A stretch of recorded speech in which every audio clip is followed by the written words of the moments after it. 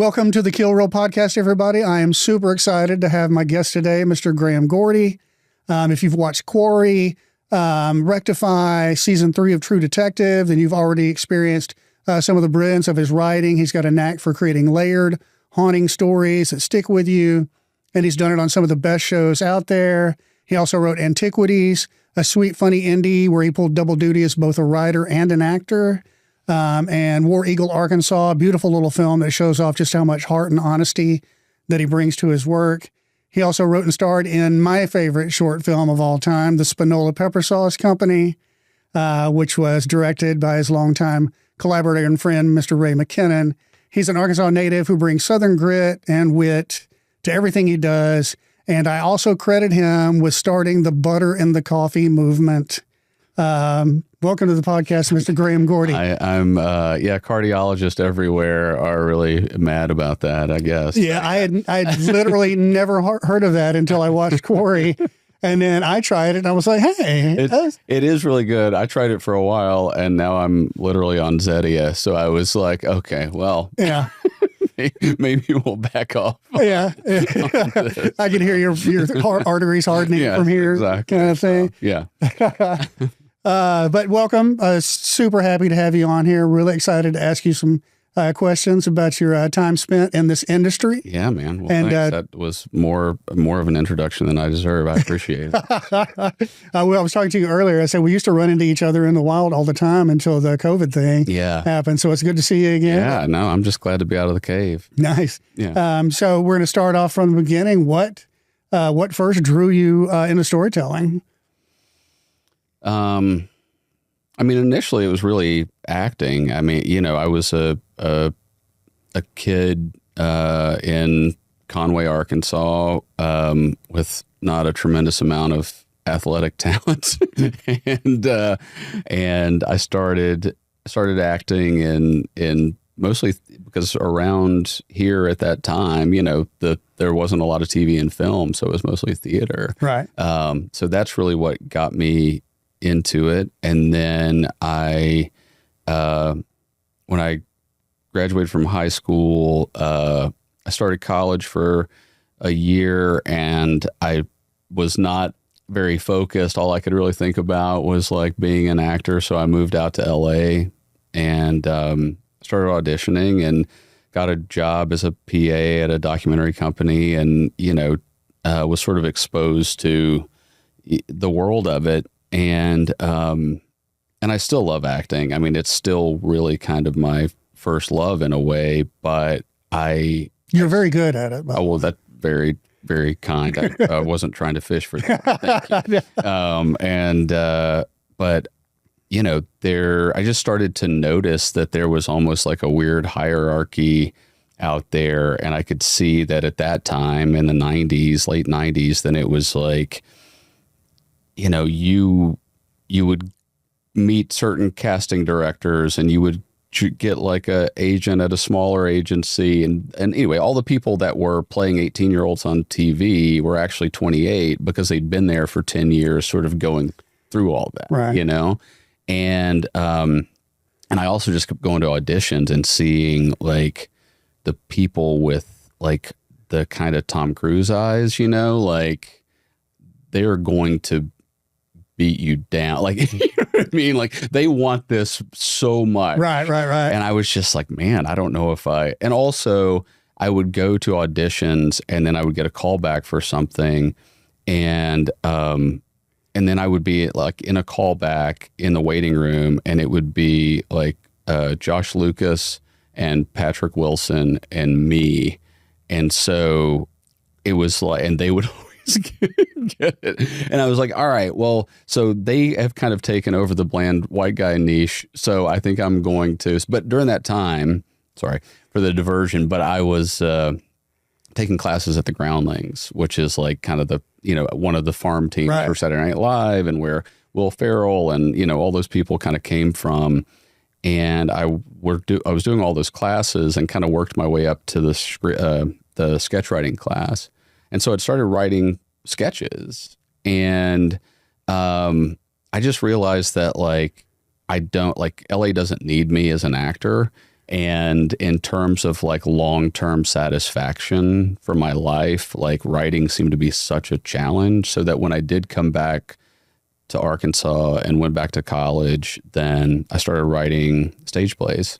And I wrote a couple of those, and I wasn't really planning on pursuing it because I didn't know what that looked like. Right. And then I was going to go to graduate school in philosophy or English. And then I kind of decided on philosophy. And then one of my advisors, who's still a really great friend and kind of mentor to me, was like, "Hey, Graham, like, if you can do anything else, you should probably do it." You know, he was not about like, he knew I love philosophy, but he was like, academic philosophy isn't necessarily like the most satisfying thing for like your. That's what most older people will give advice for people going into the arts. Right. Like, you should learn how to weld. Right. Yeah. But I mean, he was like, but you know, I saw those plays of yours. Right. So like, so I kind of on a lark, like I applied to some graduate schools in the Northeast because I really didn't want to go out to LA.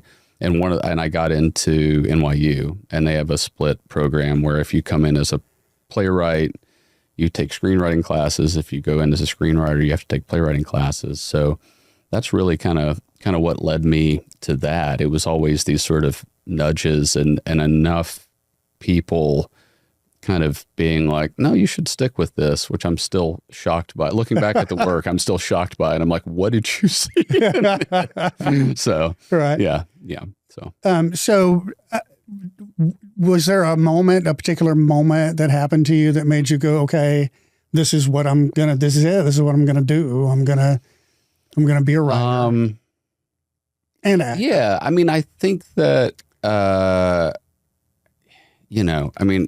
think that one of my criticisms of humanity is that we all, and especially myself, is that we all kind of believe that once something positive happens for you, that's like the baseline level. Like it's never going to get worse than that. Right, you know what I mean?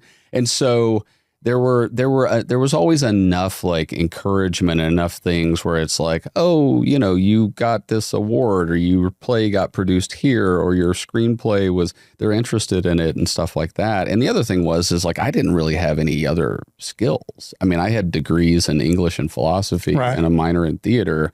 And so like, it's not like I could weld, or, you know, do people's taxes or had any other skills whatsoever. So I was just like, I guess we're going with this, you know, we're going to write our way out of it. And I think that, you know, I mean, I think that there's the practical matter of like making money at it for the first time, selling a script or selling a pitch or doing, you know, something like that. That is like, that's another boost, which makes it feel like, okay, I'm really doing that.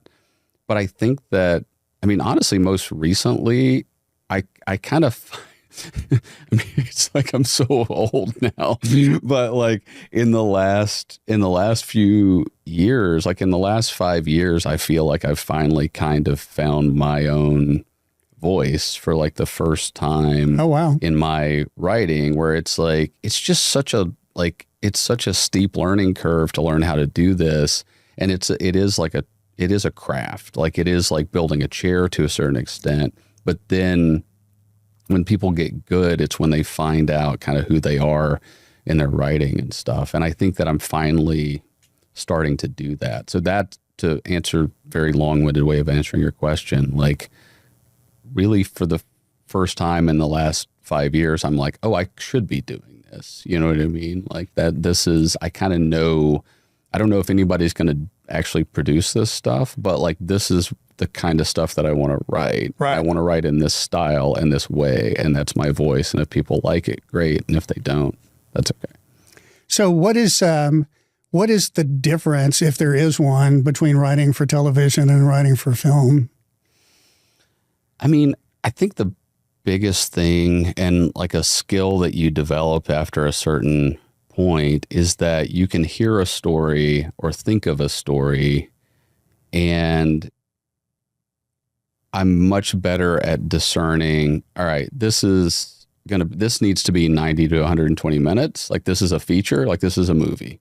or like this needs to be, we need 8 hours to tell this story in a great way. So that's a limited series. Or like, I don't know exactly where this is going, but there's enough engine in the tank here to go for multiple seasons. And you see examples all the time where, you know, somebody intends to make a limited and then they're like, it's a huge hit, you should keep going. And then you see the second season and you're like, I don't think there was enough, you know, there's not enough engine in that tank, you know? Right. So I think that really like structurally, I think that that's the biggest thing. And then also, you know, you have genres, you have certain things like how fixed in a genre is it, or is it a mix of genres?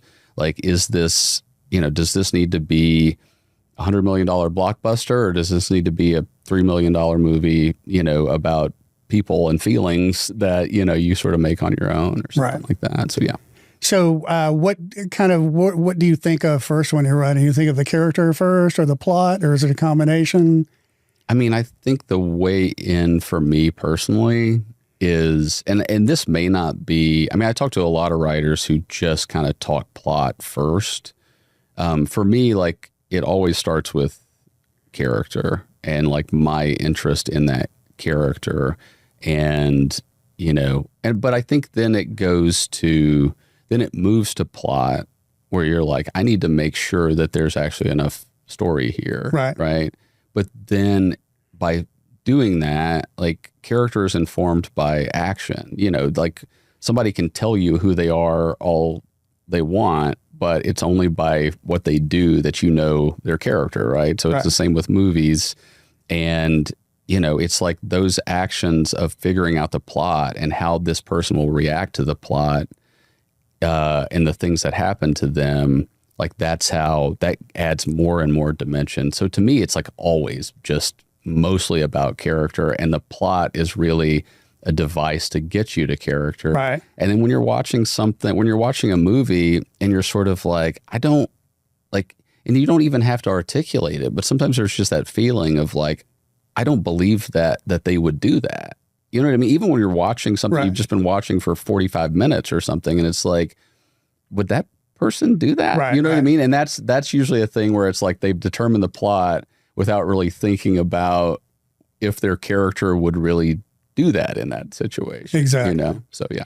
And so I guess, do you think about an actor playing that character once you start developing the character? Do you see it in your head with a particular actor being that character, even if they eventually aren't that character in the production? Sometimes. I mean, sometimes it's really helpful, you know. Sometimes it can also be, sometimes it's really helpful, especially if somebody has like a lot, like as an actor, has a lot of dimension to them, and you can kind of get excited about what they will do to it. Sometimes it might actually feel a little limiting, where you're sort of like, it's better to think of them in an abstract, you know, or like an amalgam of different actors, like that. Just to make something original, make a character that's original and interesting is just sort of like, I mean, I think that I get so much delight in other people's, you know, movies when a character does something that's completely believable for who that character is, but I did not expect them to act that way. You exactly. know what I mean? And that's the thing where it's like, oh, it's almost like a payoff with like a plot payoff, but it's like a character payoff, because it's like, you seeded this idea, I mean, like, you know, drop the seeds. Right. You seeded this idea early in the movie, and now, of course, they reacted that way. And there's like this like explosion almost in the audience's mind, in my mind as a viewer, of like, oh, that's so good. Yeah. Like, that's so cool. Yeah. Well, that's got to be pretty satisfying too. Yeah. Yeah. I mean, I don't know if I've ever done it, but I've tried, you know, but when you see it in the way that other people do it, it's just magic. So, what's the difference between writing for other people and then writing for a character that you're actually going to play? I brought up Spinola Pepper Sauce Company earlier. And so that's got to be a different type of writing, a different kind of way of of writing. Yeah, I think that, I mean, a lot of times if I'm writing something like a short for me to do, you know, which I've kind of started doing more of over the last year just because I missed it. It's like when, you know, back in after the strike in 2008 or 9 or whatever that was, like, you know, Ray McKinnon was living here and we were kind of bored and also just dissatisfied by, like, you know, not getting stuff made in LA and all that. And we started, you know, we made a couple of short films and that was one of them. And that stuff, and I missed it. And so we kind of started doing some stuff again over this last year. But yeah, I mean, a lot of that is just me, like, talking to myself in a certain accent or something, or being like annoying the, can I cuss on here? Yeah. By all means. like just annoying the shit out of my wife with a character, and she's like, "Okay, how much longer are we gonna? We've got another day of this, another 2 days of this." And so then, like, the only way for me to, like, sublimate it is to write it down on a page. But I mean, Spinola really started with me in a car by myself, driving through South Arkansas into North Louisiana. And there's that sign that says, "Welcome to Lake Providence," right? You know, and then it says Louisiana begins at Lake Providence. And so I think it may be the first line of the short. Right. And then, you know, it's like, and I get down the road and it's like, well, we can go look at the train again and we could, you know, right. like, and there's a correctional, I take the boys to the correctional facility because there's a correctional facility there. So, anyway, I think that is, a lot of that is just me, you know, missing acting and being a complete ham and wanting to, you know, entertain people. But, like, there is one, like, there's a potential, sometimes it's challenging because it can lead to a little bit of a blind spot where you're less analytical. Like, if you're writing a character for somebody else, you're like, you know, you're thinking about, like, the different dimensions of that character and their flaws and what they might do in certain situations and things like that. And sometimes you're just, when you're doing a bit, then you're not being nearly as analytical about it, and you're not, you know what I mean? So anyway, I think that's the only, like, it's like that's the only potential, you know, hiccup you can run into is like, no, I'm just doing a bit, you know, or something like that. And it's like, no, you got to, like, treat this like a real character. Right. Yeah. So what's it like to get up in the morning, know you have to write something? Is there a ritual that you do? Is there some, like, a batter warm up or a golfer's preset routine or anything that you do that makes you get into the zone and get into the flow state of writing? Man, I mean, I've tried all kinds of stuff. I mean, mostly it's just anxiety, of, like, and I do feel like I need, like, 2 things to work on at once. You know what I mean? Oh, really?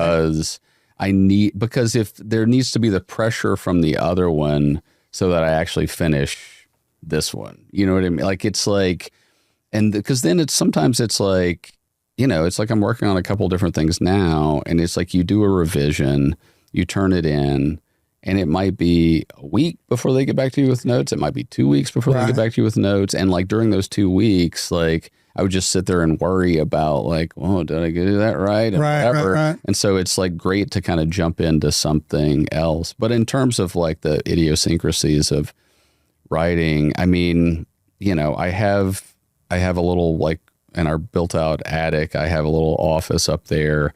I have, like, you know, I mean, I'll, like, stretch in the morning and stuff like that. I have, like, you know, a stand-up desk, you know, and then I have, like, one of those little balance board things that you stand on so that you're, like, kind of keeping yourself active. I mean, my wife is like, will you please stop buying this shit? I mean, I have one of those, like, boards that you get on and go upside down just in the hopes that, like, you know, and get some brain juice going. Yeah, get some more blood to the brain and stuff like that. But Mostly, I mean, the only problem I've discovered with that office is that like there's not enough windows, and so just as much of the time I'll be at like our kitchen counter where the light's a lot brighter. Right. Probably too just seasonal depressive or something. Probably so. I need light coming in to give me the hope of, to actually write that stuff. So yeah. Nice. So you've worked on some pretty critically acclaimed projects. Do you have a behind the scenes moment or something that always comes to mind when you think about working on some of these productions that you can share with us? I think that there's making movies is just like, it's kind of like camp, you know what I mean? And so like there's always, and it's so many people, and you're often thrust into this situation with people that you don't really know. I mean, I think that there are, there's a lot of like favorite moments on sets, of like, even we made, Ray and I made the Dwight David Honeycutt for Conway School Board short, and, Dave Parker was playing that role, and R.I.P. Yeah, yeah, I know. Yeah, God rest his soul. So, and he was a huge influence on me, and like teaching me about film, and like introducing me to films I never would have seen otherwise. And I loved him so much that I was just like, I have to write something for you to put you on screen because everybody else needs to get some exposure to who you are. But I mean, honestly, one of my happiest moments was when there's a moment in there. He says like his favorite movies are Friday and something and In the Line of Fire. And then later you cut to him and he's looking in this little mirror and he says that line of like, all you need to kill a president is the willingness to trade your life for his. And then he turns to the camera and goes, that's from In the Line of Fire. And I don't know why, but it was just the way that he delivered it. And I think those are my happiest moments, is like when I write something that like makes me laugh or that I enjoy or appreciate.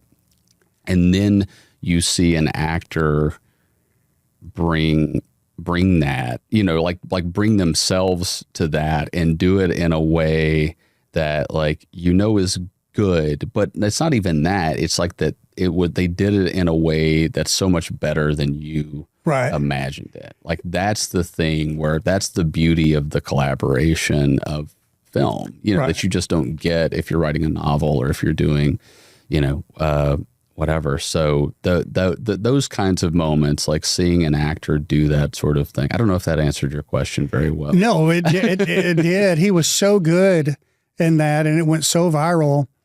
When I would show it to people, they didn't know it was they thought it was real. They thought this was a real guy. A lot of people did. I was sure that was the part I was shocked by. Because initially, it's not like we didn't want people to necessarily think that. Right. We wanted them to question it. Exactly. Like initially, the way that we first did it was, because this was 2009 or something. And I was like, we got VHS tapes, and Brian Stafford helped us do this, and we got VHS tapes of it, and we put Dwight David Honeycutt for Conway School Board on a sticker on it, and I sent VHSs to like 5 friends in cities across the country, and I was like, go to like the biggest like hipster spot in your city and just leave these and we're just going to wait around for a few months and see if somebody finds it and like digitize it, like puts it on, on YouTube. And nobody did. And so then we were just like, all right, we'll just put it on YouTube. But like that was the level of organic we were trying to go for, but it didn't quite work out. But I was shocked at how many people were like, yeah, like that. I can't believe that's not real. Yeah. So, yeah. Yeah, I'm pretty sure I was still smoking back then, and I started literally going just because of that. It was like it became a habit. And so I did that until I stopped. What do you think the most misunderstood thing about working in television or film is? I mean, my misconception about it was that it was a lot less work and a lot more of a party than it actually is, you know? I mean, and I mean that as both both in terms of writing and in terms of production. Like in terms of production, I think the thing that people don't understand is how relentless it is. It's like grueling. because you're working 12 to 13 hour days. And then also it's like you may be starting at 7 a.m. on Monday, and then you take a lunch break, which adds an hour. So you're finishing at 8 p.m. So the earliest you can start on Tuesday is 8. But then if you're in splits and you need to shoot stuff that's at night outside, then those are usually going to be like your Thursday and Friday. And then maybe by Friday, you're starting at 6 p.m. and ending at 6 a.m. Right. And it's just it's like you're strapped to like a rocket ship. And because, you know, like once production starts, you're hemorrhaging money because you're paying for everybody to be there. You're paying for everybody to stay somewhere. You're paying for all their food. You're paying for all this stuff. And so it's so much money that like you can't stop it. And so it has to be this constant. And so, you know, so if it's like you're coming home at 7 a.m. on Saturday morning and you have to be, that's only if you're shooting only 5-day weeks, right? You have to be back at work at 7 a.m. So it's like, it's terrible for your sleep. It's really hard in that way. I mean, I think in terms of writing, like I was very attracted to a career where I could spend my days in like pajama pants. And that was a big appeal for me. And then honestly, I was just like, after doing it for 5 or 6 years, I was just like, man, this is like, I could have gone to med school for the hours I've put into this. Like, I didn't know that it was going to be this. I mean, right. And boo-hoo, you get to sit there and, you know, you get to sit there. I mean, you know, go up, be in a room by yourself and play make-believe is not a really hard. I understand. I'm not roofing or anything like that, you know, but like, but yeah, it's just like, it is a lot harder to make a living at it. And it's a lot more anxiety filled because you don't know where your next check is coming from. So you have to put, and if you can spend 6 months on something or a year on something and go out there and it doesn't sell or it doesn't, you know, and then you're like, well, there goes that year. Right. You know? So, yeah. Yeah. Who are some of the writers or filmmakers that you think kind of shaped you and kind of? Early on, it was all comedies. Like it was Mel Brooks.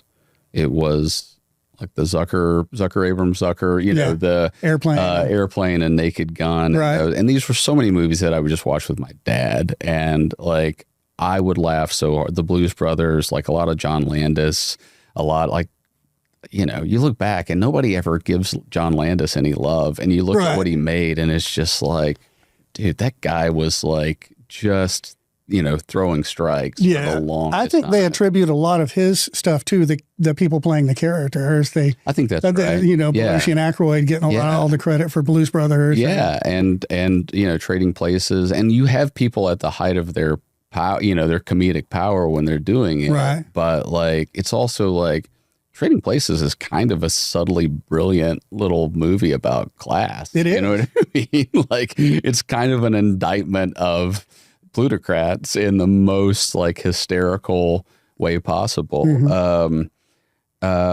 John Hughes, obviously, because I just came up in that time. And then later, you know, I think the Coen brothers have probably been maybe the biggest. I mean, you know, it's not popular to say anymore, but I would be remiss if I didn't say, I mean, like Woody Allen, I remember going to see Bullets Over Broadway in a theater, right? And I didn't know that you could make a movie like that. And what I mean by that is like, I guess I was always a little more, one of the things that always made me feel like, you know, I don't know if I should be a screenwriter was that I was always more interested in like cerebral stuff. And he's, a very cerebral filmmaker. But then I saw Bullets Over Broadway, and at the beginning of that movie, there's literally a discussion among artists, one of whom is John Cusack, and he raises this sort of moral question of, if there was a burning building and you could save an anonymous human life or the last surviving works of Shakespeare, what would you pick? Right. Right. And all these artists are being like, you have to save the Shakespeare. Right. But then the rest of the movie is literally a dramatization of that question. And John Cusack is actually the guy who would save the anonymous human life. And Chaz Palminteri, who is a goon who works for the mob, is the real writer and the guy who is literally willing to kill to make his work perfect. Right. Right. And I was just like, I mean, it's, it's a little bit of a concept. It's whatever. But yeah, so sorry, I didn't mean to go off on too much of that, but it like that was very formative for me in showing me like what different movies can be. As a child, I saw What's Up, Tiger Lily? Oh yeah. And was crying, laughing. And most people wouldn't think that Woody Allen could make a movie that a kid would think is hilarious. Yeah. And a lot of them in the 70s. Yeah. Definitely. And stuff like that. I agree. I think that other big people are, Hal Ashby became huge. Sidney Lumet, just another guy who just nothing but hits almost. And Billy Wilder was really, and I consider him like the Coens in a way, because he could succeed in any genre. He could make a comedy. He could make, Double Indemnity. He could make like hard, Stalag 17. He could make, like hard drama, like broad comedy, and then he could do things in his movies that, and then other than that, like in terms of like novelists and stuff, like D.H. Lawrence and, like Samuel Beckett was big for me. Like, there's a poet named Tony Hoagland, that I just love tonally. Anyway, so yeah, there's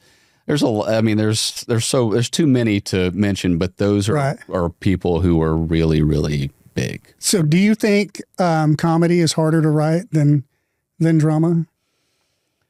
I don't know. I mean, I think that there are people who are just really good at it, and I think that my favorite kind of movies and are the things that are, and my aspiration really is to make stuff that is really funny and entertaining, and then, surprises you by how tender it can be, or how like you don't expect it to be as emotional as it is, or the other way around, like in dramas, putting in moments that are just hysterical, and I think that that's one of the reasons that the Coens or like Billy Wilder, like you watch The Apartment, which is a hysterical kind of higher concept movie for the time, and there's an attempted suicide in that movie. Right. Like it is like, you can't even imagine someone, doing that now, but it works perfectly. It works absolutely perfectly. And I think that those are the things that impress me so much. I obviously think that, there are people who are just really good at comedy and really good at drama. And I respect both of those. And then the people who can kind of do both, I think, are the ones that I'm always like, that's really the magic. Right. That's kind of what struck me about Pulp Fiction. One of the scenes that people reference as being really funny is a scene where they accidentally kill a guy in the back seat of the car. Yeah. And people call that a comedy scene. Yeah. Absolutely. And it's super dark. And it's like when Indiana Jones, shoots the guy instead of, gets in a fight with him. Yeah. So this is an interesting question to me. If you could go back and watch one movie or television show again for the first time, what do you think that show or movie or TV show would be? I mean, I think part of it is like going back and watching, if I could go back to the times of watching those movies with my dad and, which that may be more emotional and, like just so much of what formed me that that would be my first choice, obviously. Just a movie taken on its own merits. I don't know, maybe Raising Arizona. Oh, that's a great choice. Or, what the one they made right after that was Miller's Crossing. And I feel like that is like just a kind of overlooked masterpiece. I mean, it is such a gorgeous film, and that had a big influence on me too. It might be one of those. God, there's a lot though. I mean, it's tough. That's a tough thing to. Oh yeah. Raising Arizona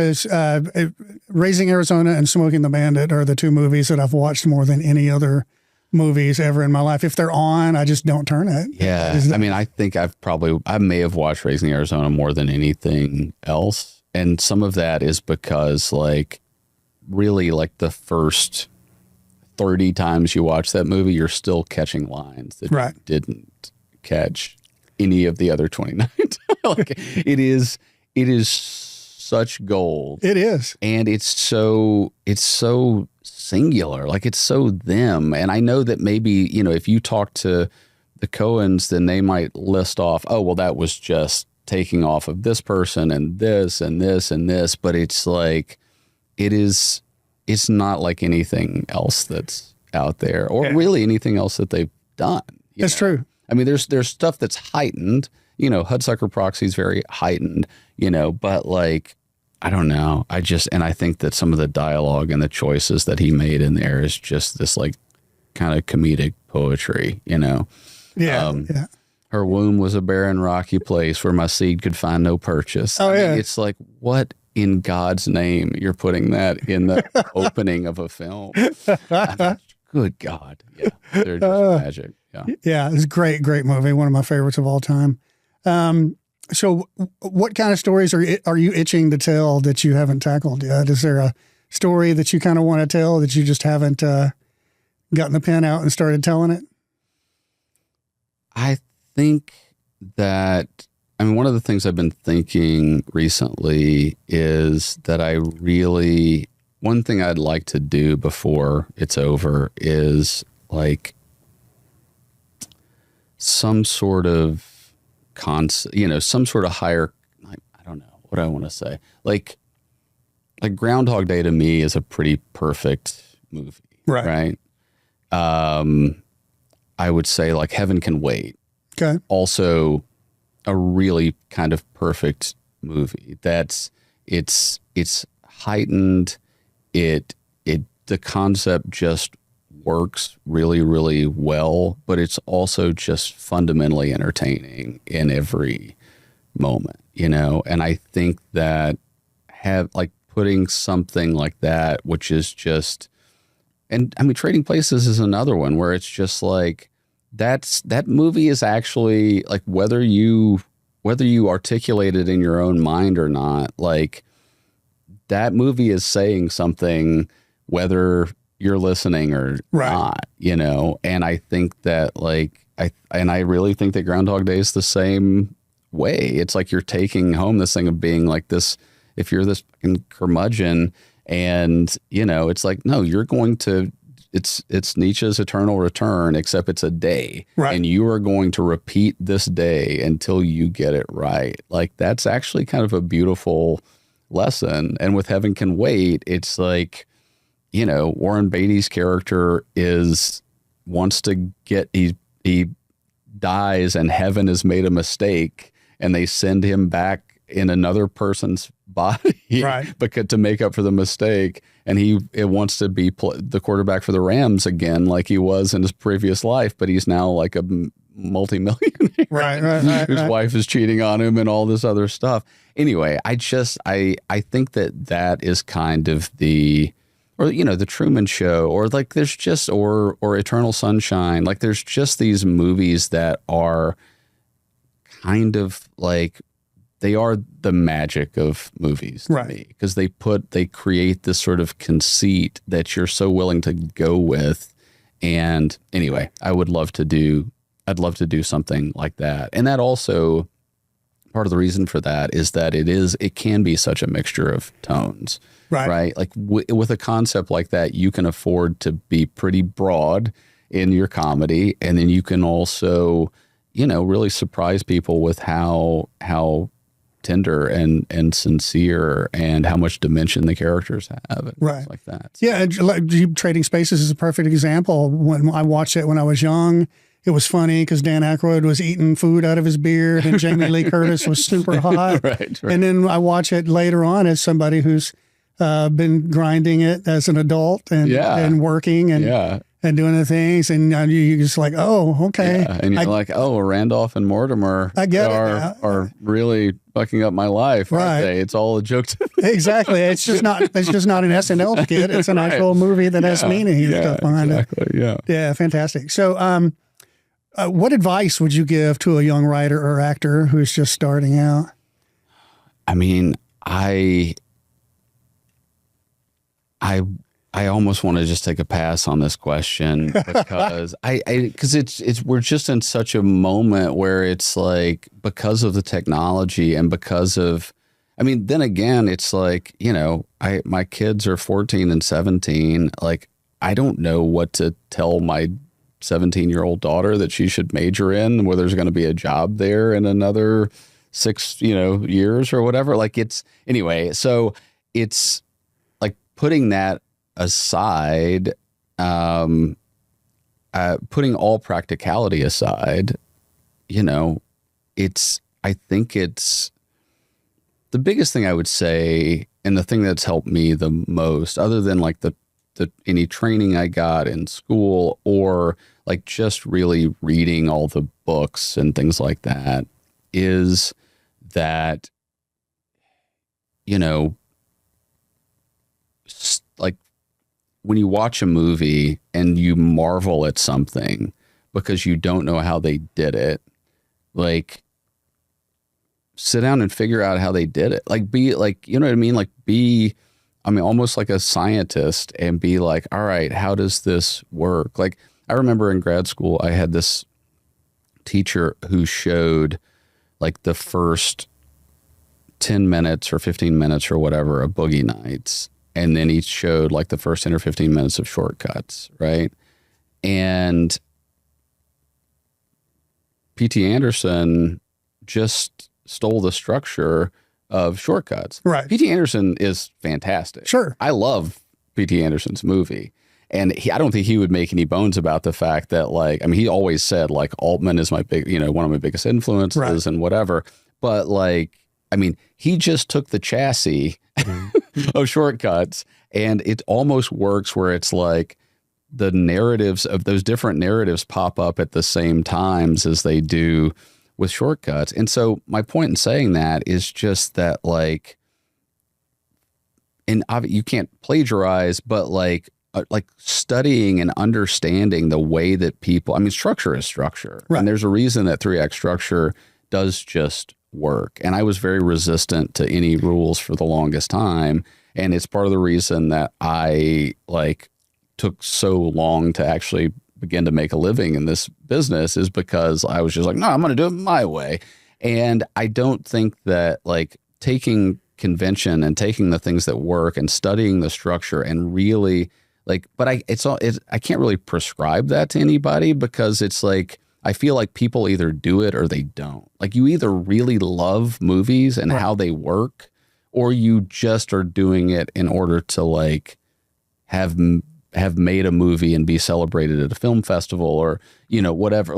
If you do you have to kind of treat it like you're going to med school. You know what I mean? Those are the people who survive at this stuff and that keep making it are the people. And I didn't take it as seriously as I should for a very long time. And then you start seeing, you start meeting people and you're like, whoa, and I would just love it, but I wouldn't analyze it and break it down. So now anytime that there's a moment one of my biggest educations was after I got out of grad school, and I just had a legal pad anytime I'd watch a movie, and I would just write down when the stuff happen. Right. You know, and it's like, wow, it's basically 15 minutes in every movie. There's a call to adventure, and then there's like a refusal of the call, and then there's some kind of mentor character who's like, you should do this, or something happens that they're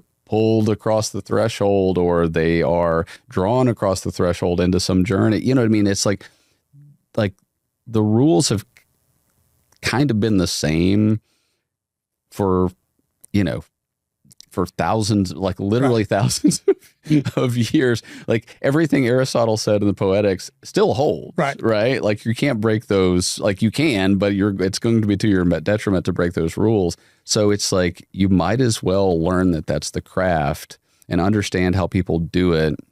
And then when they do it the wrong way, or when they do it in a way that you find cheesy or cliche, like the real trouble of writing, the real challenge of writing is to do the same moves, but to do them in a completely innovative way that people don't see coming, right. You know? Yeah. So. There's no shame in people being able to see your influences in your work. And that's true in music as well. It happens all the time. Tarantino, you can see the Shaw Brothers, you can see Golan Globus, you can see Sergio, you know, in his work. And I don't feel like he's plagiarizing anything. Well, and, you know, I got to a point after we made the first season of Quarry, and we'd written the second season, and we had outlined and planned for like 5 seasons of that show. And so the reason it didn't get renewed for more seasons was because we'd met all the kind of metrics that they wanted, was because the head of HBO was fired and they brought in somebody else. And so if you don't already have a hit show, like the new person wants to clear the decks and make their stuff. Right. And so, you know, I walked around in a fog for a few months, and, you know, of just like, what do I want to do next? What is the next stage of my career? That's heartbreaking. Do I still want to do this? You know? And the thing that got me out of it was I just made a list of the favorite things that I have ever like read or watched, or plays, you know, seen the plays or whatever. And I started just making this list, and there were probably like 100 things on there. And then I was like, all right, but which ones really, I know it's like, yes, The Godfather is fantastic. Right. Like, but I'm going to scratch through that because it insists on itself, like Peter Griffin says. Exactly. And I think that, and it's you know, like there's so many perfect things on there, and I was like awed by, but like, what are the things that like spoke to me the most? Or maybe they didn't, you know, and maybe they didn't like reach other people. Like maybe that's more important. And, you know, and it was things like the Billy Wilder movies and the Coen's movies and Sidney Lumet movies and Hal Ashby movies. And, you know, just to see that like Harold and Maude could be a movie, or Coming Home, or being there, or, you know, it's just like seeing that is possible and putting all those things down. And then I just spent, you know, a lot of weeks like just rewatching and rereading that stuff. And I was finally just like, look, I am an amalgam of my influences. You know, it's like the Rick Rubin thing where he's, you know, the music producer who's just like, I don't know, it's taste. You know, he's like, I don't know, like, I just know what I like. And so I follow that. And in a way, it's like, as artists, in the same way that when you watch something in a movie that is like kind of, you know, knocks you on your heels, or you're so impressed by, and analyzing that, it's like doing the same thing with the things that meant the most to you. It's sort of like, you're not ever going to be, it's like, yeah, that speaks to you for a reason, you know, and that is what you loved that for a reason, and that influenced you for a reason. So why is that? And then like allowing your thing to be more of a combination, like just admitting to yourself, like, I am just this amalgam of influences. And then there is also some voice inside of me that's going to change it and make it my own and embrace that. And that's okay. Right. You know? So, because there's nobody, as you're saying, like Tarantino is arguably the most influential and sort of singular director that's out there. And it's like, he is just a walking video store. Right. Like that. I mean, he literally worked in a video store and all he talks about is his influence. Right. And he really is, and Paul Thomas Anderson and like all of you listen to the Coens when they're interviewed, and it's often movies like from the 40s that you've never seen or right. something like that. But it's like, we all like like that's the stuff that I think is when people find that, because if you're copying one person, and by the way, like when I was like 17 years old, I wrote the first short story I ever wrote, and it was basically just a short story version of Catcher in the Rye. Right. Like, because I'd like read that novel and I was inspired by it, and I was never seen anything like it as a 17-year-old from Conway, Arkansas. And like, that's okay too. Like, don't go publish that, but right. You know what I'm saying? Like that's that's part of your matriculation as right. as a person, is like, and in some ways it is a huge compliment to them, but like, there's a reason that all those things are influencing, right? Well, I don't even think it's possible to not be influenced by all your environment that you've been in. And people are lying to them. I mean, I think that anytime an artist is like, it just sounds, they're such bores when they're sitting there talking about like, that this is based entirely on their, experience and stuff like that. And I'm just like watching it and I'm like, no, that's so-and-so. And that's, you know what I mean? Like, right. Because it is like, we all are. It's just hubris to think that we're not. And so anyway, obviously I'm not talking about like plagiarizing lines or characters or things like that. I'm just talking about like studying what they do and being like, no, that's why I love that. So what's my version of that thing, Right. Yeah. One of my superpowers, and it drives my Jennifer crazy, is there'll be a song on and I'll start singing the words to another song that it sounds just like to me and sing along with it. And at first she thought it was cool that I could do that. Right. And now it's just irritating as hell when I do it, because then she'll start arguing with me. It's not that song. And now it starts fights. But I think it's the same thing with film. I don't think there's no way you cannot be influenced by the things that you grew up watching and enjoying and maybe even not liking in the process. It's time for Defend This with Graham Gordy. And we talked earlier about it. He definitely doesn't like calling movies bad. And I don't blame him. And he said he might want to maybe talk about movies that were underappreciated and should be talked about more. And I said that is totally fine, but we may be able to get him to actually mention a bad movie. We'll see. No, honestly, like, just having made bad movies, I think the thing is just that I have so many friends who love watching movies because they're bad. And I think that I just have like a cringe factor with those things where I'm just like, that must have been so hard on them, but that said, I do think that there's like my, guilty pleasure movies, which are like, I mean, as a kid, I watched, like all the Burt Reynolds movies that were on like huge fan. TBS and WGN on Saturdays after wrestling or whatever that I was watching. Gator, White Light, Smokey and the Bandit. Yeah, and Smokey and the Bandit and like Hooper. I was just like, and I actually thought that like being an adult man would mean that I would go out with all my friends on a Friday night and we would like race and be chased by cops, and then we'd get in a bar fight and maybe Terry Bradshaw would be there and just head through a Wurlitzer or whatever. And like, I was just like, oh, that's what like adult dudes do. And I can't wait for that point in my life. Anyway, adulthood has been really disappointing because I haven't ever gotten into a bar fight or thrown anyone or been thrown into a jukebox. So, but yeah, I mean, and I think that like, I mean,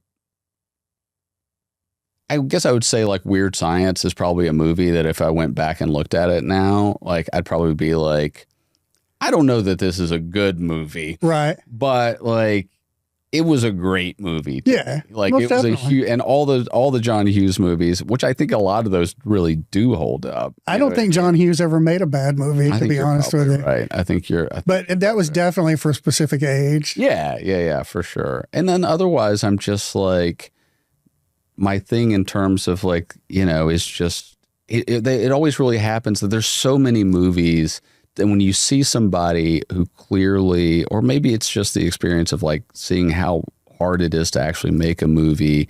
And then it's like, the movie is actually great, but it just came out at the wrong moment and it didn't get the recognition that it deserved. It's funny to me now because like The Nice Guys, which is the Ryan Gosling and Russell Crowe, Shane Black movie.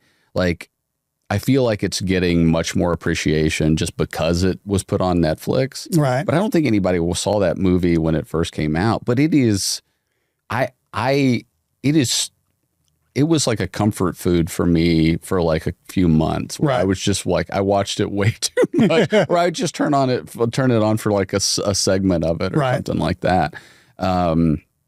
So yeah. And then there's like, I don't know, I guess there's some weird stuff where, or just like, broad comedies, like comedies always kind of sit at the children's table, nobody ever, it's like a comedy can be hysterical and it will get like a 30% on Rotten Tomatoes or something like that. Right. I'm like, what did you expect? There were 20 really A+ laughs in that movie, or an action movie that the certain genres are just treated, with like they're never going to get the respect that they deserve, even how hard they are to, or would be to make. I've never made an action movie, but you know what I mean?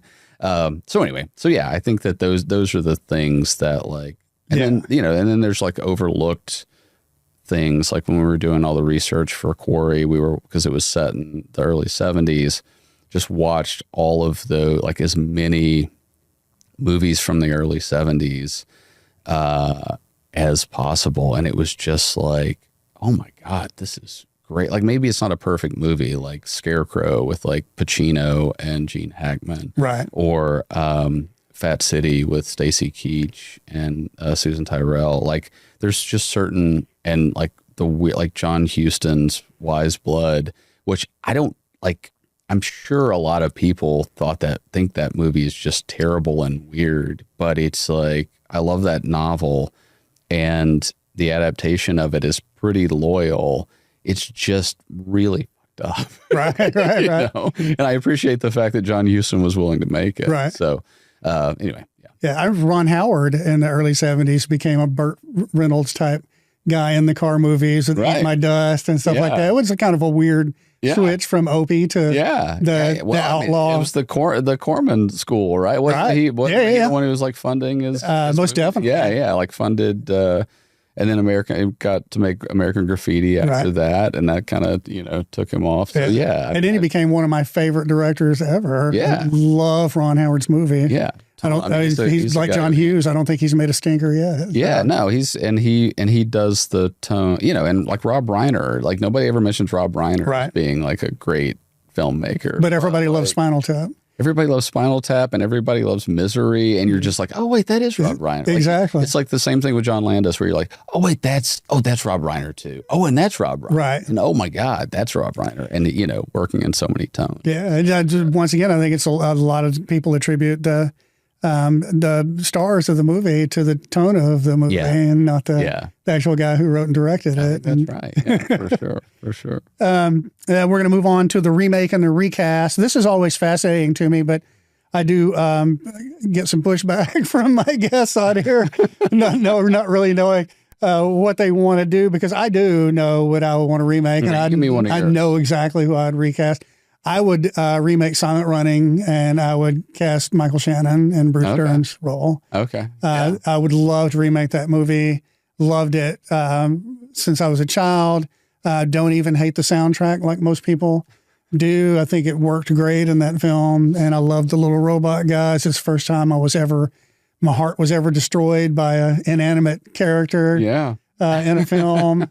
And so I love this story, and I would love to remake it. And I think Mike Shannon would absolutely destroy that role, because he's one of my favorite actors working today. Fantastic. And so there are old movies that I love that I'm like The Awful Truth, right? Which is Cary Grant and, oh, forgive me, I'm sorry. Which is, this movie about this married couple who is,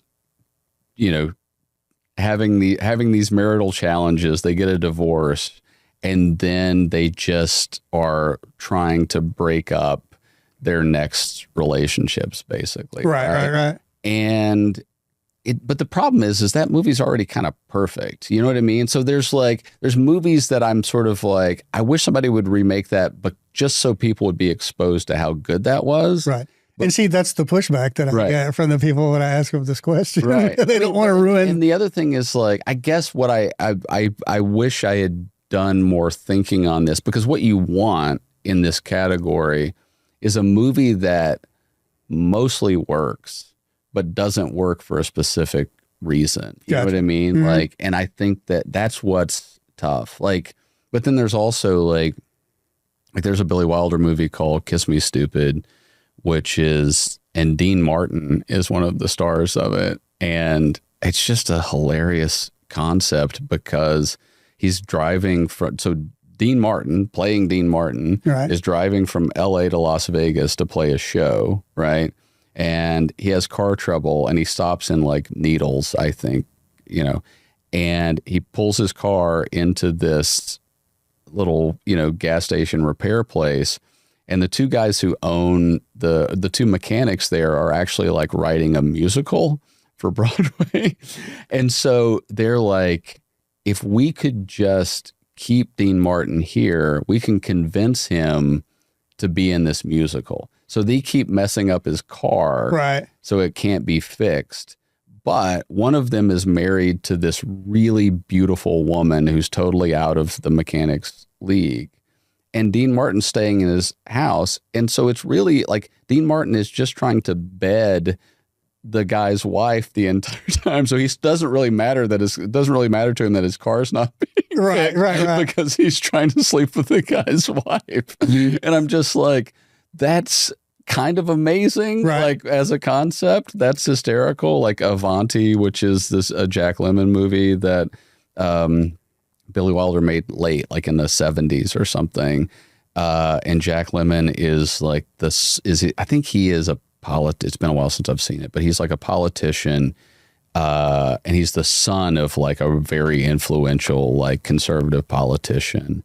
And his dad dies in Italy, and he goes to Italy to, identify the body and bring it back for the funeral. And his dad has gone to Italy every summer for as long as Jack Lemmon can remember. And when he gets there, he learns more about the accident, and his dad, who is still married to his mom, died in a car with this woman, whose daughter is there to claim her mother's body and bring it back to the United States. And so at first he is just appalled and sort of moralizing about this and freaking out, because his dad has had this lover for decades that he's gone to Italy in the summers to meet every year. And so he's so offended and appalled by this. And then he falls in love with the daughter of the woman. And it's just like, anyway, like, yeah, some version of like some take on that. Like, I don't know, that it's like, there's just certain things out there where you're just like, that can be so good if it's done right. But then there's also so many movies where I'm like, I would love to see that as a remake, but I wouldn't dare try because I love that movie too much. And if I was known as the guy who messed it up, then I too would close to the never material myself. Yeah. See, the Dean Martin movie you were mentioning sounds really interesting in the fact that It sounded like, because I've never seen that particular movie, Yeah. but it sounded like, was it Doc Hollywood with Michael J. Fox, where he's on his way to California to be a big city doctor, and he ends up, his car dies in a town, and he ends up falling in love with a woman there, and he doesn't want him to fix his car. Absolutely. I think he even starts trying to, if I remember correctly, funny. people will tell me if I'm. I just remember I remember that scene with the old doctor where he's like, "You're about to crack a kid's chest open, do open heart surgery when all he needed was a Coke." But yeah, while you were describing that film, I was like, "That's Doc Hollywood." Instead of an actor. I'm sure that again, influences and whatever. It's like nobody else would have necessarily put that together. But yeah. All right, we're going to switch to now playing in my brain. Okay, Graham, what are you watching? What are you binging? What are you compulsing on right now?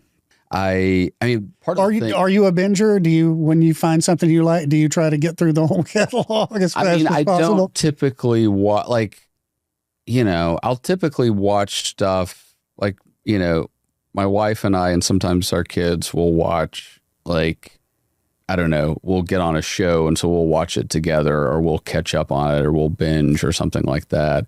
I mean, most of the time it's like, if it's something that's already been out or the entire thing's been dropped, we'll watch a couple of episodes a night, and then maybe the next night, it's our thing for a little bit. Right. I mean, I think that I'm trying to think about things that I've really, really loved. And part of this too is there's, with so many streaming services, there's such a steady stream that I'm going to neglect mentioning so many things, because there's a lot of really good stuff. Why don't I mention, I mean, so I think a lot of stuff that Apple is doing has been really great. I agree.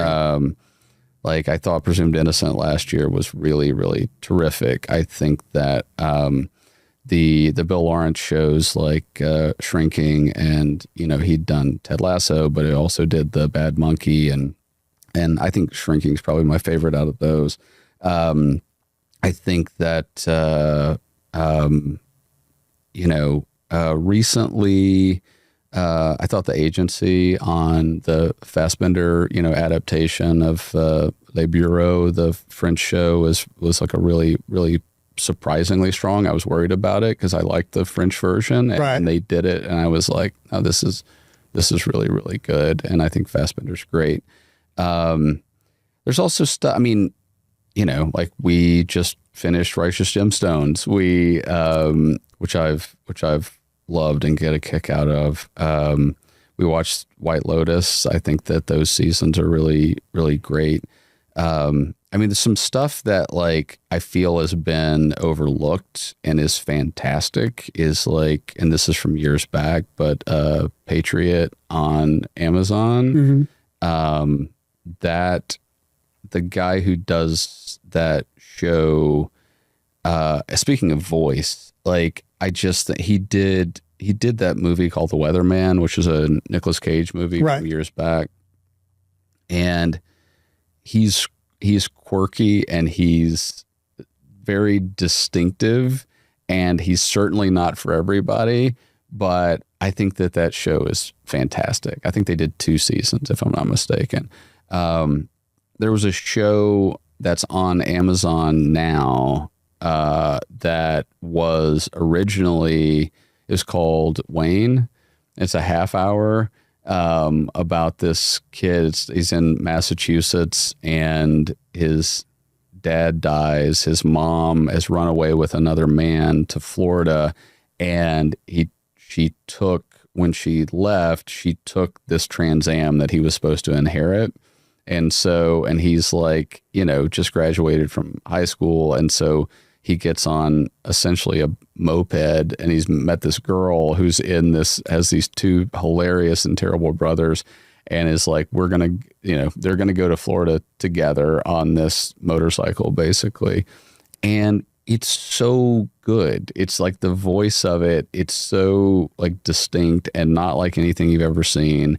And it was a show that, like, when YouTube was for a minute, they were doing. Well, I was about to say it was a YouTube show. I watched it. Okay, I absolutely loved it. It's like you're just like, why is there not a season? Right, 2, the guy from the insurance commercial played the girl's dad. Yeah, the dad and the two twins. Is, like those guys are like, anytime they're on the screen, they're just two bickering, meat-headed twins. Right. Like. I loved that show so much, and I was so mad when I finished it and learned. So yeah, and learned that there was no more. There was no more. I was the same way. Yeah, and so it was like, I think YouTube did when they got into original programming for a minute, and it was Cobra Kai, which Netflix took over. There was a Sam Richardson show that I think is on Hulu now, if I'm not mistaken. That was a YouTube show. And then there was Wayne. There may have been something else that I don't know about, but Wayne, I'm just like, you kept Cobra Kai going for so many seasons. Like, you couldn't give Wayne, like, somebody couldn't swoop in and give Wayne a couple more, so I loved it so much. So anyway, those are two sort of hidden gems, right? Are Patriot and Wayne for me. Yeah, the one I'm maddest about, or just at least now, and have been for a couple of years now, is Raised by Wolves on HBO. Okay, and I haven't seen it. Yeah, it's well, I mean, there's 2 seasons of it, and it ends on a cliffhanger, and the show's never picked up again. Right. After that, and it just made me so mad, because it was the most unique and different show in the sci-fi genre that I've ever seen. And I'm like, at one point there was android lady who got pregnant by an AI and had a snake baby out of her mouth, and it flew. And I'm like, give me more of this now. Yeah. And they just ended on a cliffhanger. And we were expecting somebody to pick it up, because it had kind of a cult following. People were really into it. And Ridley Scott was the producer and directed several of the episodes. And became the executive producer later on. And so pretty low budget, but looked great on the screen, and some great characters. But now so much time has passed that they won't be able to redo it, because everybody's aged. There were lots of kids on the show. And so, I think Max is a little bit of, it's, I just don't understand what they've done over there, because it's just like, I don't know. It's like, that entire platform, I get on it and I don't recognize any of it. And I'm also like, even the algorithm thing seems like a complete stranger to me, because it's just like, 100-pound tumor. Like, I've never watched like any of those TLC shows and whatever. Right. So it just, I'm confounded by that. But, it's also just it's also kind of a lesson in how the larger economic effects of the industry and what's happening on Wall Street, and the terrible decision of like Silicon Valley coming in and kind of taking over these, these studios and things, has kind of really been a detriment in a way, because it's like, for as long as Hollywood has existed, Wall Street never really understood how Hollywood financing works, and Hollywood never really understood how Wall Street financing worked. And it actually worked really well that way. And, and so of course it seems crazy to develop if you're wanting to put 3 television shows on the air in the fall, right? It seems crazy to get 15 people to write shows. Right. And then 10 of those to be, or 8 of those to establish a writer's room or whatever, or 5 of those to shoot a pilot, and then do 3. Like, economically, of course, that doesn't make sense. But like, when you see what's happening now, you're like, that's the system that works. Right. Like, this is not working. Right. You're not doing it right. And so Wall Street basically determined, like, everybody should go full bore into streaming, and then And then during COVID, everybody was watching everything because we were all stuck at home. And then we came out of it, and it's just like there's not that enough eyeballs to watch 20 new Peacock shows and whatever. So like, it just doesn't make financial sense. So now everybody's like contracting and trying to figure out what the hell's going on. And I don't even know about movies anymore. Like, it just seemed like hopefully they'll figure it out, but good luck. Yeah. It's nuts. So, yeah. We're going to go into our wrap up here. And these are just quick hitters. Yeah. Off the top of your head kind of thing. Okay. If you want to, if you have something prepared, you can certainly do that. But a lot of these things are questions that a lot of people can't even really answer, or at least the answer changes from one day to the next. So your top 3 favorite movies. You might have even mentioned some of them today. Yeah, I probably did. So I would say, well, Cool Hand Luke, I think, is huge for me. Right. Classic Strother Martin. Raising Arizona. I mentioned Heaven Can Wait and The Apartment, right?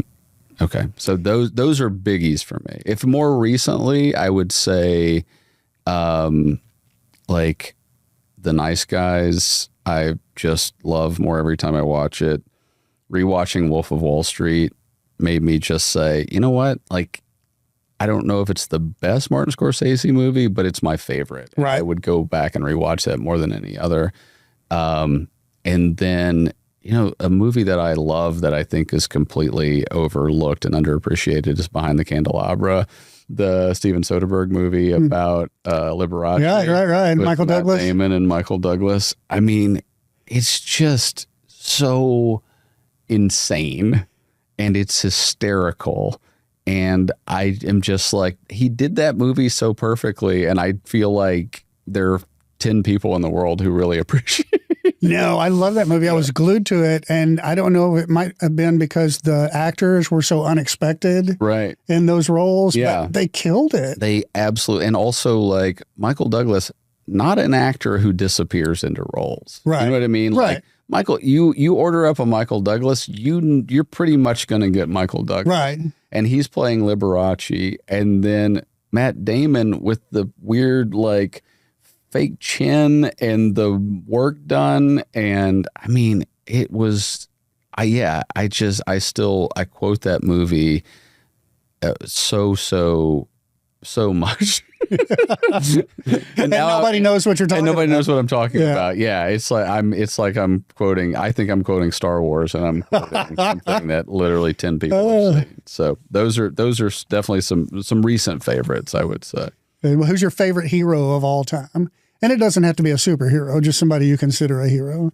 I mean, I love Luke Jackson and Cool Hand Luke. I'm sorry to go back to that well, but it's like that opening scene where he's cutting the heads off of parking meters, and then he just sits down and takes a drink out of, you know, I'm just like, that's like maybe my favorite opening scene of all time, because it's just like, I kind of know who that guy is and I love him. I've never seen him on screen before. So yeah, I'm a huge Paul Newman fan. I know I don't see his movies a lot anymore that come on TV in reruns and stuff, but I know there's a scene in the Lumberjack movie he did, I forget the title of it now, where his buddy is trapped under the log and the water's getting higher and higher and higher. And it absolutely kills me every time I see it. And Newman is so good in that. I've seen that, and now I can't remember what movie that is. I can't either. And it's one of the most devastating scenes I've ever that just feels tense. When they're staring at each other and dude can't not laugh while he's underwater and ends up drowning. It's awful. It gives me such an anxiety. And I thought Paul Newman was so great in that scene, being out there by himself and not being able to do anything. He's just so about it. Everything, and HUD, and I mean everything. He's so good. Yeah, really good. The hockey, you love the hockey movie too. Yeah. Who was your favorite villain of all time?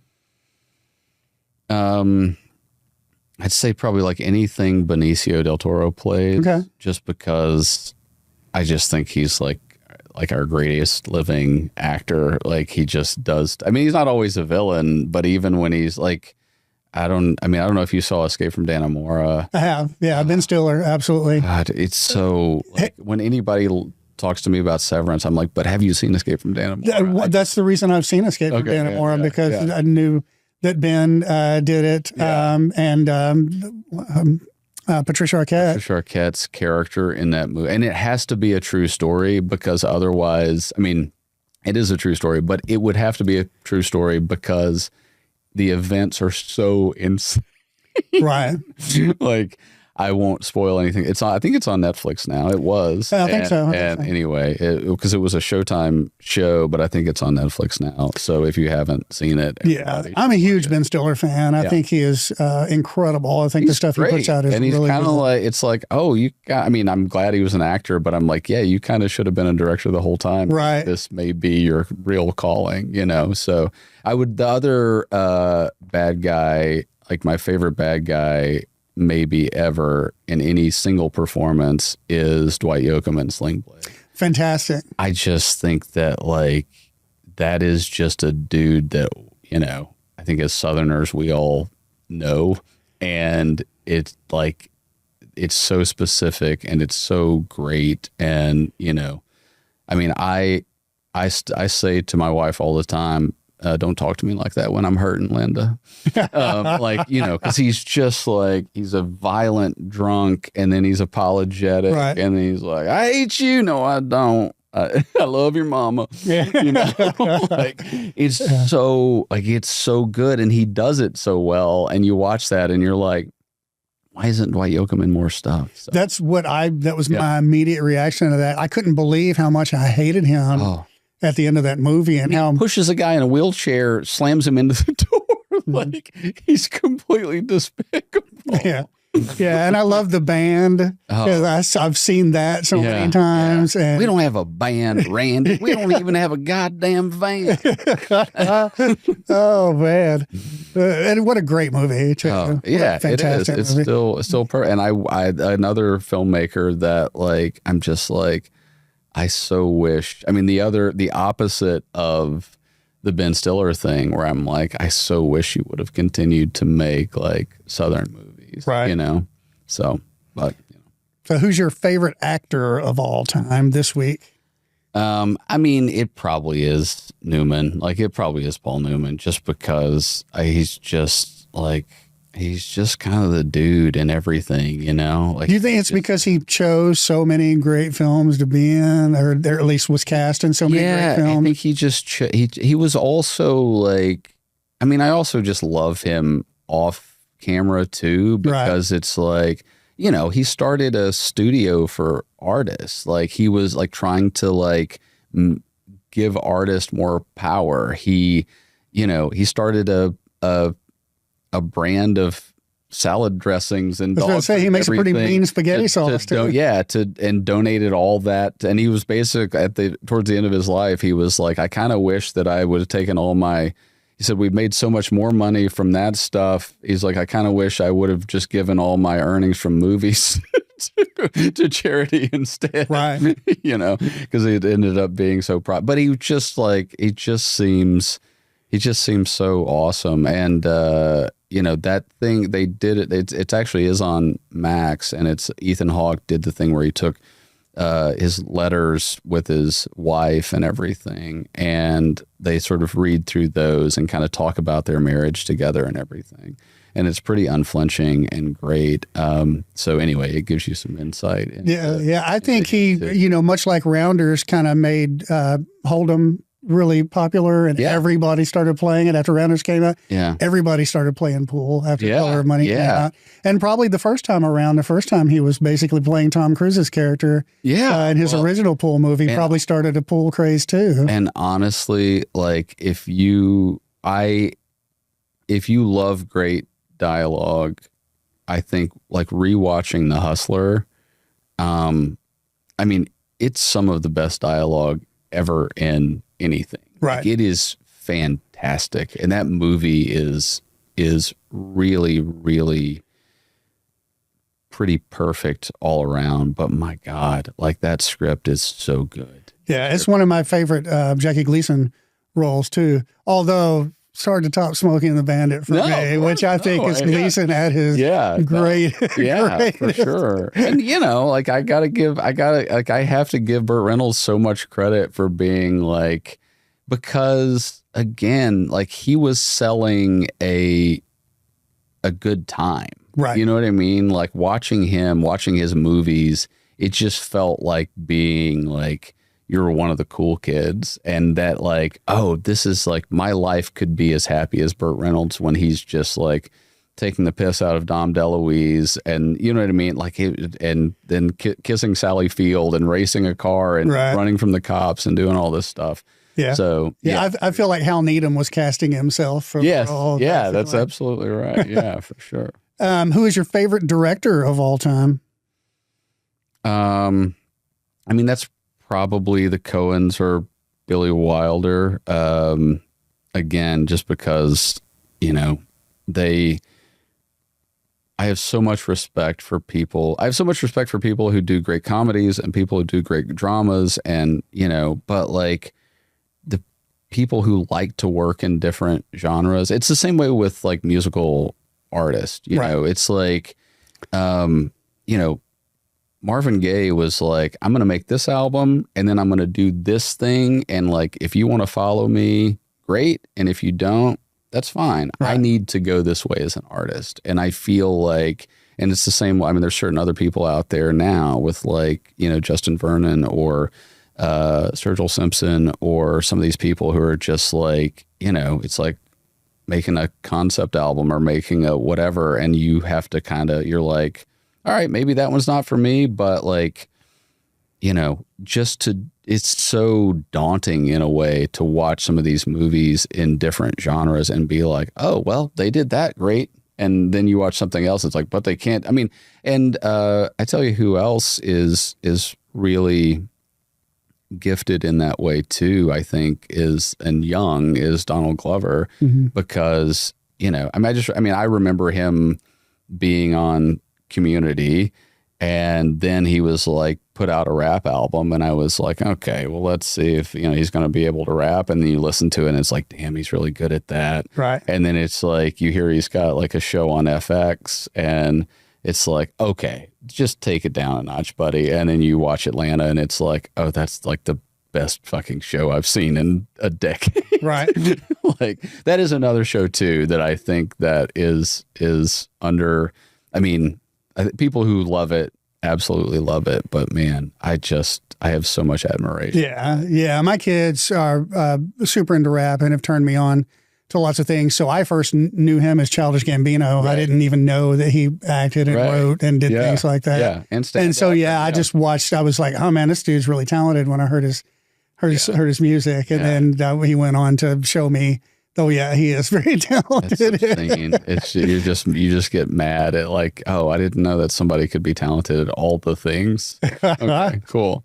So, what line of dialogue lives rent free in your head? I know there are some because you've done some tonight. Like, which one? Probably, maybe do you say to your wife without fail, or if there's a line from a movie or something that always comes to mind? Don't talk to me. Don't talk to me when I'm hurting, Linda. is a pretty great one and one I use a lot. Yeah. What I was thinking the other day was, and I kept laughing because I was thinking about the senators in Oh Brother, Where Art Thou, which is kind of like a part of Oh Brother, Where Art Thou you forget about, but Charles Durning is one of them, and the guy, the Charles Durning's son is like, well, we should get us some of that reform, Daddy. And he's like, we can't be using any goddamn reform. We're the goddamn incumbent. So, and just like hits him with his hat and whatever. Honestly, it is just unfortunately for everybody who knows me, my brain is just a constant stream of quotes and voices. So I wish I could do better. I apologize. You can't narrow it down to just one. No, it's so, but it's like you name a movie and I will absolutely be, that's why I love Raising Arizona so much. It's so cool. When he's early in that opening section where Nicolas Cage is talking about the he's in telling about how he got there and how he met his wife and how they ended up, not being able to have a baby and whatever. And he's in the prison cell and he's laying on the bunk and there's the guy above him and he's like, when we didn't have, chicken, we ate crawdad. And when we didn't have crawdad, we ate sand. You ate sand? We ate sand. God, maybe my favorite line from that movie is Nathan Arizona, aka formerly known as Nathan Huffines, when he when the police after Nicolas Cage and Holly Hunter have abducted one of his multiple babies. He was wearing a smoking jacket. He was wearing his goddamn jammies. And he was like, "What were on the jammies? I don't know. Yodas and shit." That's one of my favorite. I've been like, "Oh my god!" Like if I had a band, I would call my first album "Yodas and shit." It's just so like, and that actor, God rest his soul, I don't remember his name right now, is so perfect in that movie and everywhere. But God, yeah, I mean, that's why I am addicted to just, if you're addicted to like good, funny dialogue, Raising Arizona needs to be your favorite movie. Oh yeah. I agree. Yeah. It's definitely up there. Yeah. When you mentioned Bill Hader, Barry was fantastic. It was great. Yeah. I was really sad that he decided to end it when he did, although it was kind of perfect, I thought. Yeah, it was great. And he's so good. I just saw that he's doing like a Jim Jones thing, like a show for HBO about Jim Jones. Are they going to call it Kool-Aid? Part of the, but yeah, which is part of the joke in the studio. But I mean, I was just like, I assumed that that's real. I saw that headline and I was like, oh, okay, that's funny.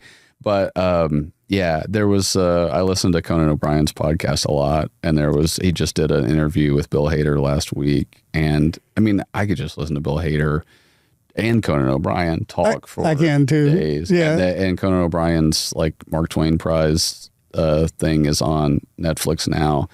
And it's just hysterical. Like anyway, I could watch those. And Conan O'Brien's that travel show he does is absolutely. Yeah. I love Bill Hader and Conan together because there's something about them. I love the bit when Conan said nobody ever imitated. He's never heard a good imitation of him. And Bill said, oh, I do one. Well, that's the thing. Like Bill Hader can do an impression of absolutely anyone. And he enjoys doing an impression of a doorman just as much as. Right. You know what I mean? Like he's so gifted at that. And then, there's a couple episodes where he's on Paul Giamatti's podcasts too that are fantastic. Anyway, I just like, I seek out Bill Hader interviews. Have you heard Hader's imitation of Conan? I haven't. That he did for him? He didn't do it on this episode. 2 2's 4, 4 4's 8. And he just does the worst, dumbest voice ever. That's a good and it just keeps on going, too. It's the bit. That's a good that's the bit that never stops. Bill Hader's hilarious. And really, really, I'm ready for him to do something else because Barry was outstanding. That sketch he did, my favorite sketch he ever did was when he was he's the Vietnam vet in the puppetry class. Yeah. And he just creates the he has the puppet of himself. Everybody just needs to Google it because it's like, everything is like, well, this, your puppet, your dummy should be a version of yourself. Like if you're really happy or it's a character, or it's a part of you and whatever. And it's just him. And he's just talking about like being in the shit in, an area of Vietnam. And it's just like, it is the perfect, like fish out of water sketch. It's so good. Yeah. So, and I know, he was great on SNL, of course, but I know that he has a problem not breaking during things. I don't know if you've seen 7 Minutes to Air, the South Park documentary. Oh, yeah. Where they're in there doing dialogue and they're literally having to put their hands over their mouths and move away from the microphones. And then they'll sneak back up and get a line in and do it again and stuff. And I'm like, what an awful job that would be, right? It's so hysterical, too, because it's like, you don't realize like that guy, because I think I found out after the fact that he'd been writing for South Park, and it was like, but wait a second, you were doing all this other stuff. Like you were acting in movies and you were on SNL and you were doing this, and then you were also writing for South Park. Anyway, yeah. Super talented guy. So impressive. So, what's a film you secretly love but would never admit at a party? I'm not too embarrassed to admit mine at a party. Okay. I would tell them all. What is it? I love Xanadu. Okay. All the teen crappy movies that came up in the 80s. Okay. Stuff like Mannequin and just. Yeah. I mean, okay. If we're going for like a nostalgia play, I think that there were a lot of those movies that I don't think I like. I mean, it is hilarious that like Mannequin was, and also like another movie where I watched it as a kid and I didn't get the like statement it was making until I, much later, was The Toy, which is that Richard Pryor movie where he's like basically, and that is Jackie Gleason again, right, who essentially like buys Richard Pryor to entertain his kid, and then like you get to the third act and there's like all these slavery overtones and stuff, and you're like, oh, holy shit. Right. There are actually people making react videos for YouTube about that movie right now. It's just getting drugged back up again. Sure, yeah. But it's also like, I don't think that they were they were like, Richard Pryor was like, yeah, like this is, we're going to turn this on its head. Like we're going to, entice you with this funny little comedy, and then we're going to make you realize that like, oh, this is really morally wrong, right. So yeah, that's there, but like Mannequin, there was, that whole kind of, and maybe that's where the sort of my desire for the high concept comedy comes from, is like, there were so many, there were a handful of really good ones when I was growing up, like, Groundhog Day and stuff like that. And then there was a lot of like really like probably not good ones if I go back and look at them. But yeah, like Mannequin, and maybe, I don't know, maybe Mannequin holds up. Mannequin 2 probably doesn't. Yeah, maybe so. Yeah. I don't know. Yeah. Bloodsport, absolutely love it. Yeah, it's one of them I'll always watch if it's on. There are certain movies. And Burt Reynolds is definitely that for me, where it's just like, if those movies are on, I will have a tough time like turning them off. I think this isn't like a guilty pleasure thing. I think like the Bourne series is just like, I was just like, oh, because it's Paul Greengrass. Right. And it's just kind of perfect action. You know what I mean? It's just like, those are kind of perfect action movies. Yeah, I agree. I liked all the movies in the Bourne series. I thought they were really good. That was another kind of unexpected character for Matt Damon to play, was this action superstar, but he was great. Yeah. And it's also just like, oh, okay. Like I can re-indulge in like a guy just kicking ass for 2 hours, right, in that like way that I did as a little kid. So what is the last film you'd want to watch before the credits roll for good? You get to choose one film before it goes dark. God. I would probably sit on my deathbed and watch like home movies of my family and kids and just cry. Yeah. That would be my first choice. Maybe appropriately, maybe Heaven Can Wait, just because like that it's so, there's so much, I don't know. But no, you want the Warren Beatty version. The Warren Beatty version. Not the Chris Rock version. Yeah. Oh, I didn't even see that. I wouldn't. It's not bad. Yeah. No, it may be great. I just like, and I love Chris Rock, but yeah, no, the Warren Beatty version, and like Hal Ashby's Shampoo, sorry, I missed mentioning that earlier. Like Shampoo is one of those movies that's kind of overlooked. But it's like kind of a masterpiece. Like it is so well done. And it's just about Warren Beatty being a complete hound, which he was. But it's so great. Sorry, that's a. Well, I've seen Shampoo lots of times simply because it was HBO's favorite back in the like the 80s, late 70s and early 80s. Okay. They played it all the time. Yeah. And so, so I ended up watching it several times. Yeah. I don't think I saw it until later when I was like, I loved Harold and Maude and I loved being there and I loved Coming Home and I loved The Last Detail and all of his movies. And then I was kind of late to that one for some reason because I just thought, I was like, well, what's a movie Shampoo about? You know what I mean? And then I saw it and I was like, man, that is great. Yeah, well, that's how I was when I was that age too. We were one of the first people to get HBO. None of my friends had it. So I just watched everything that came on it. And so that's how I saw Harold and Maude and that's how I saw Shampoo and a bunch of things that I probably wouldn't have watched otherwise. I just did because I could. Yeah. You know? Well, and I mean, I owe my like film education to, I mean, there was a guy in Conway who had a video store and I would go, like my mom would take me there and he would recommend stuff that I like never would have seen like he'd be like, hey, there's this like weird horror movie called The Hidden, and he would like slip it to me or like a comedy or whatever. And it's just stuff I never would have watched otherwise. And I watched it and it was such an education. And then, Dave Parker, who played Dwight David Honeycutt, I worked in the audiovisual department for him in college. And he was another like sort of film education for me where it was just like, and he gave me a job where,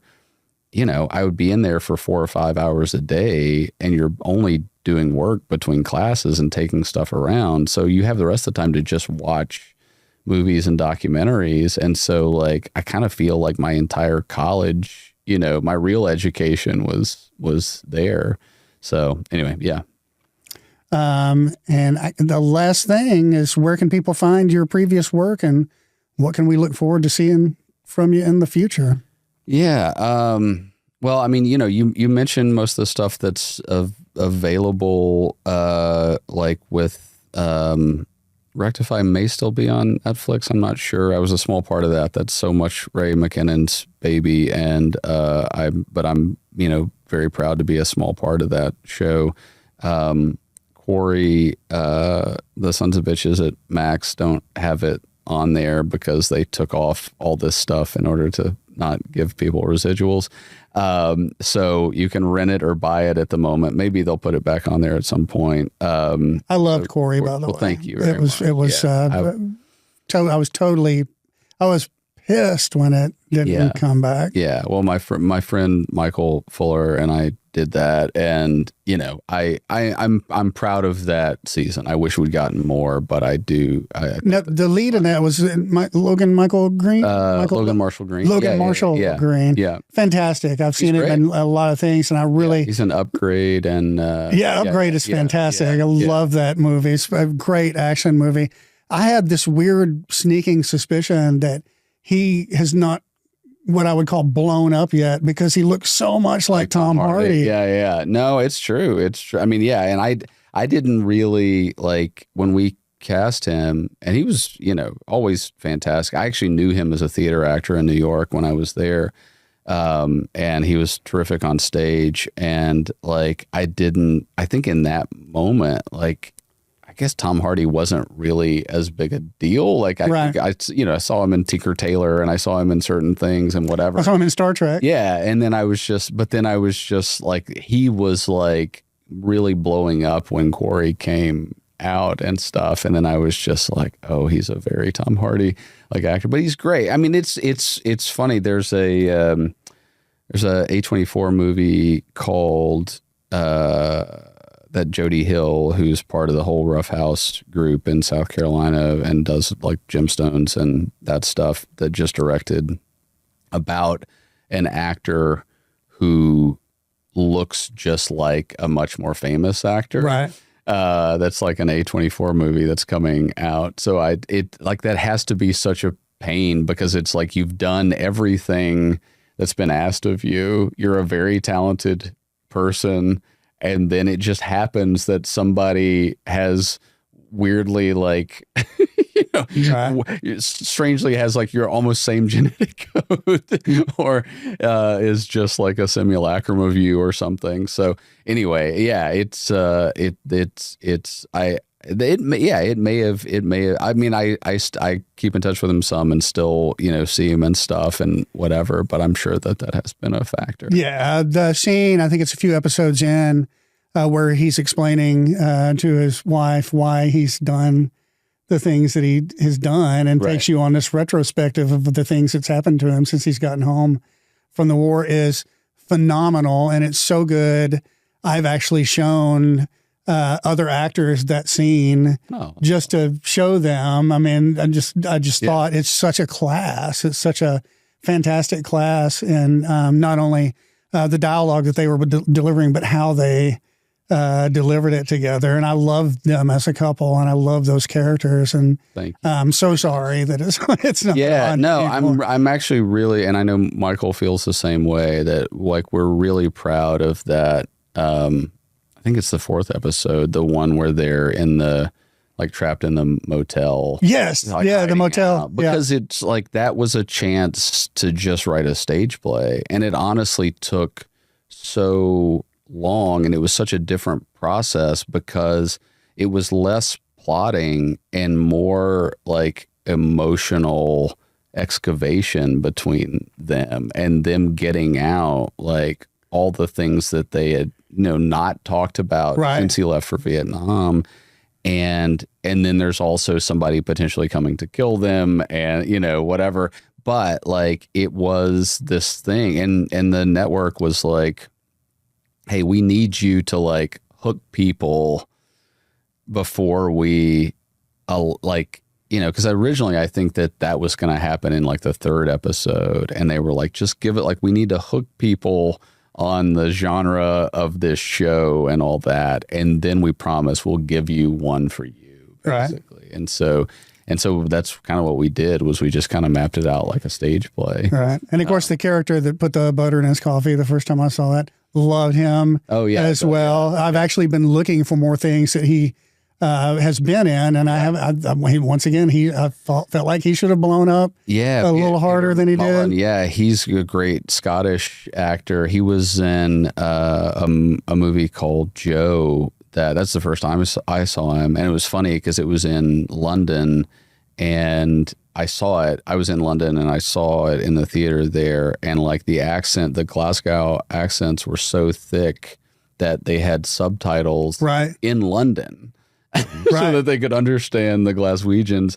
And so anyway, I was just like, but yeah, he's great. And there's so many people in that cast, like Damon Harriman, who plays the other hitman, and and Ann Dowd, who plays his mom. Like, those were my favorite scenes to write, so yeah, I do.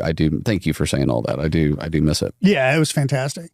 Is there something about to come out? Are you working on anything that you hope will come out that you can talk about? Yeah, I mean, I'm working on a lot of stuff I hope will someday come out. It's been the industry has been doing some weird things over the last few years, and it's added some extra levels of challenge. But I'm adapting this novel called Gone to the Wolves for FX into a series, like a hour series, which is kind of about these like metal kids in the late 80s in Florida who kind of have this illegal club and start getting involved in a little criminal activity before it. And then, I mean, I have this feature script that was based on a novel called Florida Man, which is kind of, a little bit of a like, it's very Big Lebowski, kind of in the world of Scarface. So it's like this stoner who gets pulled into some bad stuff among the cartels in the early 80s in Miami and stuff like that. So anyway, always, and then a few other things on the burners, but we'll see if anything comes to fruition. It's just what I'm. For the things that I write, for everything I write, like for every 10 things I write, like maybe 1 or 2 of them actually get made. So, and that is weirdly like, I guess a good record for like a writer who's not a director or something. Not bad. So, it does get frustrating because you pour yourself into these things and then you're like, okay, well that's on my hard drive too. And Right. That's on my hard drive too. Do you ever want to direct something that you write?